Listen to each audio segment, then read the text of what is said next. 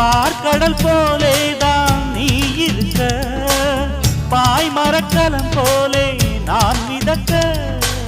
ராத்திரி தூங்காமல் நான் தவிக்க, ராஜனின் லீலைகள் நோய் தணிக்க.